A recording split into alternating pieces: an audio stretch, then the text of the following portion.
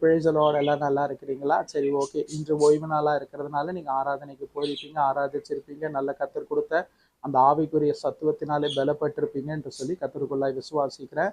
என்னைக்கும் உங்களுடைய திருச்சபைக்காக நீங்கள் ஜெபிக்க வேண்டியது உங்கள் போதகர், அவர் குடும்பத்தினர், உடன் விசுவாசிகள், அவருடைய குடும்பத்தினர்கள், அதுக்கப்புறமா உடன் ஊழியக்காரங்க, அவங்க குடும்பத்தினருக்காக ஜெபிக்க வேண்டியது நம்மளுடைய கடமை. உங்கள் திருச்சபைக்காக ஜெபிக்க வேண்டியது தினமும் உங்கள் குடும்ப ஜெபத்தில் உங்கள் திருச்சபைக்காகவும் போதகர் அவர் குடும்பத்தினருக்காகவும் ஜெபிக்கணும். சரிங்களா?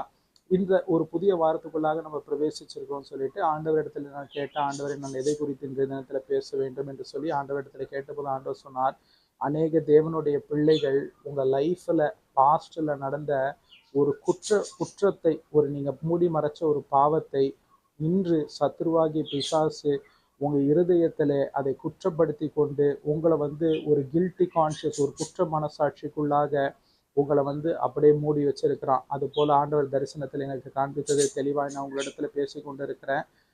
பிள்ளைகளா, ஒரு காரியத்தை கவனிச்சிங்க.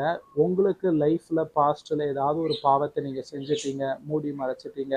ஒருவேளை நீங்கள் மேரேஜுக்கு முன்னாடி வச்சிருந்த ஒரு ரிலேஷன்ஷிப்பாக இருக்கலாம், இல்லை மேரேஜுக்கு அப்புறமா நீங்கள் செஞ்ச ஒரு தவறாக இருக்கலாம், உங்கள் மனைவிக்கு நீங்கள் பண்ண ஒரு துரோகமாக இருக்கலாம், ஏதோ ஒரு பாவ செயலை நீங்கள் செஞ்சு விட்டீங்க, ஓகேங்களா? இல்லை உங்கள் கம்பெனிக்கு, உங்களுடைய பாஸுக்கு நீங்கள் செஞ்ச ஒரு தப்பான ஒரு காரியமாக இருக்கலாம், ஓகேவா? ஏதாவது பணத்தை ஆசைப்பட்டு ஏதாவது ஒரு தப்பு, சின்ன தப்போ பெரிய தப்போ ஏதோ ஒன்று பண்ணியிருப்பீங்க, ஓகேங்களா?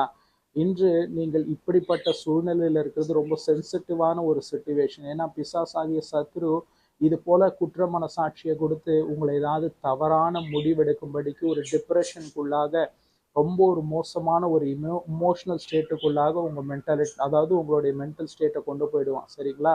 இப்போ ஆவியானவருடைய பலன் இறங்கும்படி நான் ஜெபிக்க போகிறேன். அப்படிப்பட்ட பிள்ளைகள் உங்களை ஒப்பு கொடுங்க, ஆண்டவரிடத்துல மனம் திரும்புங்க.